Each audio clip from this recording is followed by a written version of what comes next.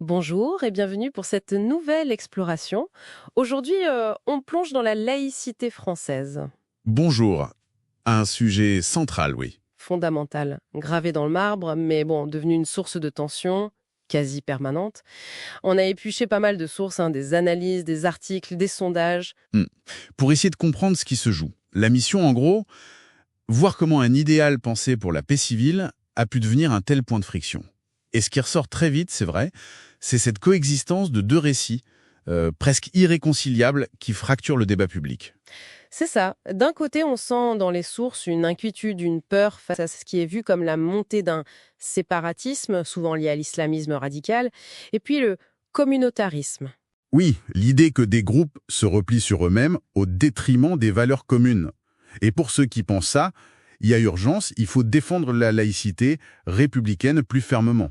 Et puis, de l'autre côté, on trouve une critique tout aussi forte qui parle de laïcité dévoyée, instrumentalisée. Exactement. L'idée, là, c'est qu'elle servirait de prétexte politique pour cibler, pour stigmatiser même, surtout les citoyens musulmans. Tout à fait. Alors, la question, c'est comment on en est arrivé là? Peut-être qu'il faut revenir à l'origine. La loi de 1905. Oui, un petit retour aux fondamentaux, ça s'impose. Le contexte, vite fait, c'était pour apaiser la vieille guerre entre l'Église catholique et la République. Une loi de compromis, vraiment, portée par Briand notamment, Et elle repose sur quoi, concrètement? sur deux piliers essentiels, toujours cités d'ailleurs. D'abord, l'article 1er, Mhm. la République assure la liberté de conscience. Ça, c'est le cœur, le droit de croire, de ne pas croire, de changer. C'est fondamental. La priorité absolue. Voilà.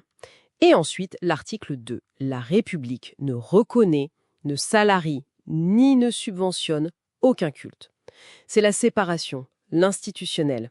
Mais ce qui est crucial, c'est l'esprit derrière. C'est-à-dire, la neutralité de l'État n'est pas un but en soi. C'est un moyen pour garantir la liberté de chacun. L'approche de 1905, elle est très libérale, en fait. Mais les sources montrent bien que cet esprit de 1905, il a bougé. Il n'est pas resté figé. Comment les lois plus récentes, je pense à 2004 sur les signes ostensibles, Les signes ostensibles, ouais. voilà, ou la loi de 2021 contre le séparatisme, comment elles ont infléchi cette laïcité d'après les analyses qu'on a lues? Alors oui, elle marque des changements nets. La loi de 2004, elle étend l'exigence de neutralité qui concernait l'État et ses agents aux élèves dans l'école publique. Donc ça touche les usagers du service public. C'est ça. Et la loi de 2021, elle va encore plus loin. Elle renforce le contrôle sur les associations, surtout cultuelles.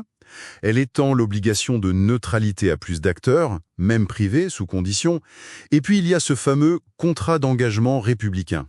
Ah oui, qui conditionne les subventions. Exactement. Donc, on voit bien, le curseur se déplace. D'une neutralité de l'État qui protège la liberté, on passe à une surveillance, disons accrue, des expressions religieuses dans la société. Et ça explique sans doute l'affrontement des deux récits dont on parlait.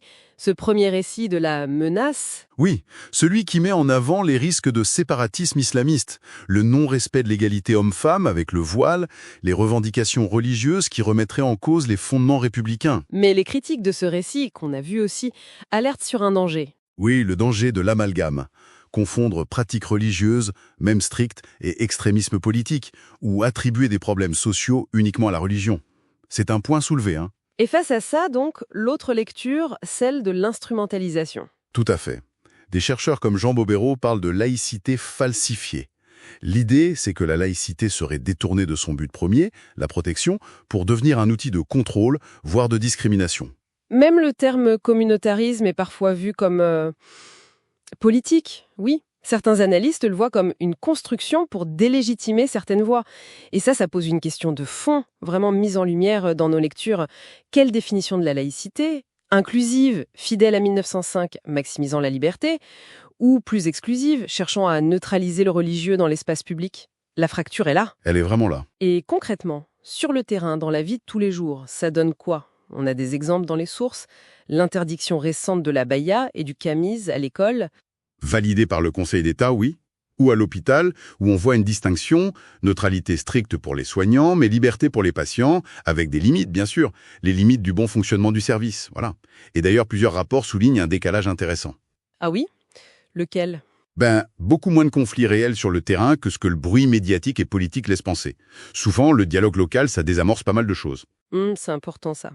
Et l'opinion publique dans tout ça, qu'est-ce qu'elle en pense? Alors, les sondages, c'est intéressant. Ils montrent un paradoxe.